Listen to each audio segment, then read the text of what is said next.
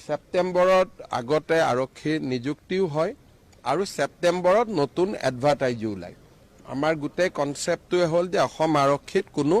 খালী পদ থাকিব নালাগে ছেপ্টেম্বৰত আগতে আৰক্ষীৰ নিযুক্তিও হয় আৰু ছেপ্টেম্বৰত নতুন এডভাৰটাইজো ওলায় আমাৰ গোটেই কনচেপ্টটোৱে হ'ল যে অসম আৰক্ষীত কোনো খালী পদ থাকিব নালাগে ছেপ্টেম্বৰত আগতে আৰক্ষীৰ নিযুক্তিও হয় আৰু ছেপ্টেম্বৰত নতুন এডভাৰটাইজো ওলায় আমাৰ গোটেই কনচেপ্টটোৱে হ'ল যে অসম আৰক্ষীত কোনো খালী পদ থাকিব নালাগে